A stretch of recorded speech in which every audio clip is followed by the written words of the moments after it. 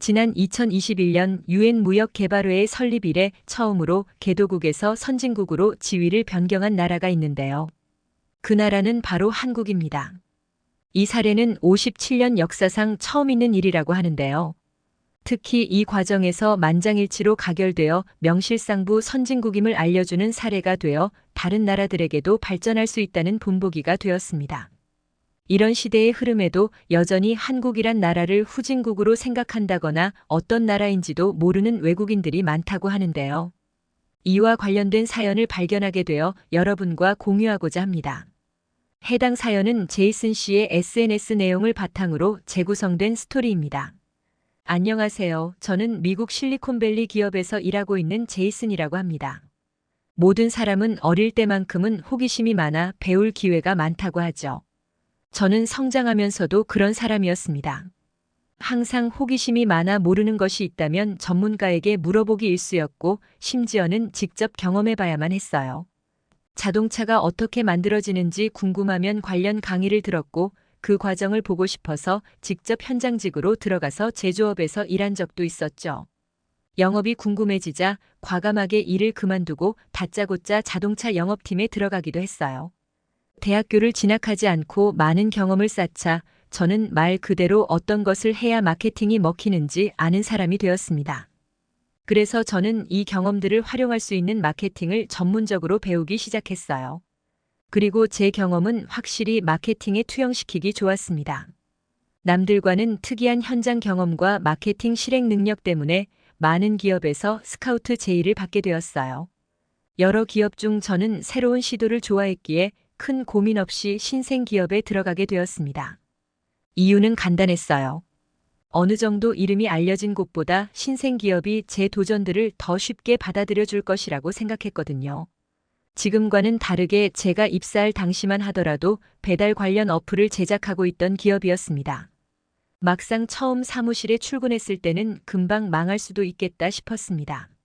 하지만 그런 회사에서 열심히 하는 것도 제 의무라고 생각했어요. 저는 제 의무를 다하기 위해서 제 업무와 관련된 일이 아니더라도 좋은 아이디어가 있으면 쉴 새 없이 입을 열었고 심지어는 다른 팀에서 그만 좀 괴롭히라고 할 정도였습니다. 그렇게 저는 회사에 저를 바쳤다고 해도 과언이 아니었습니다. 제 노력 덕분이었는지 내일이라도 망할 것 같던 회사는 꾸준한 성장세를 보였어요. 회사는 저에게 팀장 자리를 건네주며 제 능력을 더 맘껏 펼치라고 하더군요. 저는 솔직히 회사가 팀장 자리를 너무 늦게 줬다고 생각했습니다. 제가 아니면 회사가 그렇게 성장했으리라고 생각하지 않았으니까요.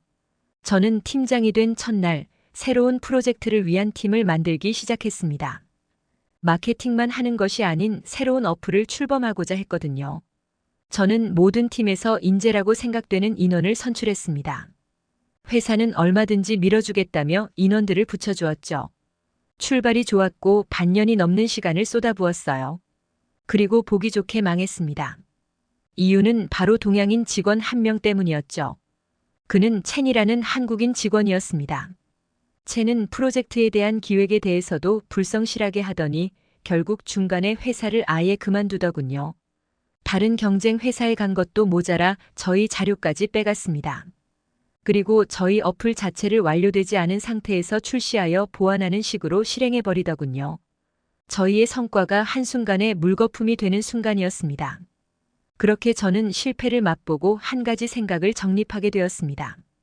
바로 한국인은 뒤통수를 치기 십상이고 수동적이라서 제조업에만 적합하다는 생각이었죠. 제가 여러 곳에서 일을 했을 때 동양인이 많았던 곳은 제조업밖에 없었거든요. 저는 성공을 위한 팀을 만들기 위해서는 무조건 한국인을 배제해야 한다고 생각했습니다. 마케팅 부서 직원을 뽑을 때도 이 규칙은 실행되었습니다. 저는 한국인이라는 말을 들으면 무조건 뽑지 않았어요. 아니나 다를까 한국인을 배제한 프로젝트에서 저는 대성공을 얻어냈습니다. 제 선택이 옳았음을 증명하는 것이나 마찬가지였죠. 그러다 보니 저는 한국인뿐만 아니라 동양인을 멀리하게 되었습니다. 동양인의 능력이 선진국인 미국, 유럽 쪽보다는 확실히 떨어진다는 생각이 정착하게 되더군요. 회사에서는 제 명성이 높아진 만큼 새로운 프로젝트마다 한국인을 팀원으로 쓰지 않는다는 이야기가 돌았던 모양이었습니다. 어느 날 얼굴도 모르는 엔지니어 팀의 한국인이 오더니 프로젝트에서 한국인을 배제하는 것은 인종차별이라고 하더군요.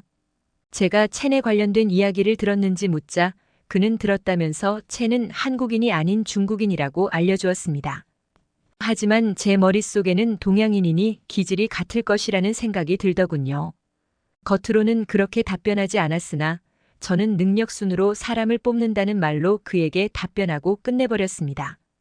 문제가 되지 않을 것이라고 생각했던 이 사항은 회사에서는 큰 문제였던 모양이었어요. 인사팀이 저를 따로 부르더니 인종차별에 관한 안건이니 큰 문제라고 하더군요. 그러더니 이 일이 묻힐 때까지 한국으로의 발령이 떨어졌다고 했습니다. 출장 가는 것도 아니고 발령이라니. 그 정도면 저에게 그만두라고 종용하는 것이나 마찬가지였죠. 저는 다른 회사로 이직하는 것까지 고려했습니다. 그러다 문득 한국에 가서 그들의 능력이 문제였다는 것을 알려주면 인종차별이 아니라는 것을 밝힐 수 있겠다는 생각이 들더군요. 한국이 IT 강국이라고 떠들어봤자 선진국의 직원들과는 수준 차이가 심할 것이라고 생각했습니다. 저는 순순히 회사의 발령을 받아들였고 한국으로 향하게 되었습니다. 한국에 도착하자마자 느꼈던 것은 제가 생각했던 것과는 다르다는 것이었습니다. 제가 생각했던 한국은 한적하고 사람도 별로 없을 것이라고 생각했는데요. 정작 제가 본 풍경은 미국과 엄청나게 다르지는 않았습니다. 많은 경험을 하며 살아왔던 저였기에 당연히 모르는 것이 많지 않을 것이라고 생각했는데 한국은 정말 신선했습니다. 특히 공항부터 시작해서 카페, 심지어는 버스 정류장까지 공공 와이파이가 있다는 것이 놀라웠습니다. 잘만 찾는다면 굳이 데이터가 없더라도 일상생활이 가능할 듯 하더군요. 더 신기했던 것은 버스 정류장에 있는 버스 도착 예정 시간 정보를 표시해주는 전광판이었습니다. 그런 전광판이 있는 것도 신기하다고 생각하는데 미국이었다면 유료로 이용했을 텐데 무료로 이용하더군요. 심지어는 따로 어플이 있다는 것도 놀라웠죠. 모두를 위한 기술이 이런 것인가 싶어서 관심이 많이 가는 소재였어요. 어떻게 보면 별거 아닌 것들에 놀라며 발령받은 사무실에 처음 들어가게 된 순간 제가 맡은 프로젝트의 팀원들의 축하를 받게 되어 당황하게 되었습니다. 누군가 제 발령을 축하해 줄 것이라고 생각한 적이 없었거든요. 저는 한편으로 이런 축하를 해줄 시간에 아이디어를 하나라도 더 내야 한다고 생각했습니다. 저는 축하를 받은 그날 바로 그동안 했던 자료를 받게 되었습니다. 역시나 별 내용도 없고 형식적이더군요. 저는 코웃음을 치며 역시나 한국인들은 수준 이하로 일을 한다는 것을 새삼스레 깨닫는 순간이었습니다. 모든 파악이 끝났다고 생각한 저는 첸이 굉장히 일 처리가 늦었던 것을 상기하며 그들이 할 수 없는 분량의 일을 이틀 내로 하도록 지시했습니다. 그때까지도 저는 한국인과 중국인을 딱히 구분해서 생각하지 않았어요. 저는 지시를 하면서도 이틀 내로 못할 것임을 알았습니다. 특히 자료조사부터 기획안은 일주일 안에 하더라도 빠듯할 것을 알았어요. 회의에서 크게 화를 내며 무시하기 위한 작업을 해둔 것이었죠. 그렇게 일주일 정도 제대로 일을 해내지 못하면 본사의 말에 한국 지사는 포기해야 하는 것이 아닌지 으름장을 놓을 생각이었습니다. 그런데 이틀이 지나고 회의 시간에 저는 당혹스러울 수밖에 없었어요. 자료부터 새로운 기획안까지 팀원들이 만들어 왔더군요. 그때 어째서인지 본사의 다른 팀장이 저에게 해줬던 말이 생각났습니다. 다른 직원들은 일을 주면 대충 하지만 한국인 직원은 끈기가 있어 무조건 해낸다고요. 저는 그 말이 떠오르자마자 있을 수 없는 일이라고 생각하며 며칠 동안 어려운 일을 계속 맡겼습니다. 그리고 저는 인정해야만 했어요. 팀원들이 어떻게든 그 일을 해내더군요. 지금까지 제가 맡아온 프로젝트 팀원들도 그 정도를 해내려면 적어도 한 달은 걸렸습니다. 그렇다고 퀄리티가 엄청 떨어지는 것도 아니었어요.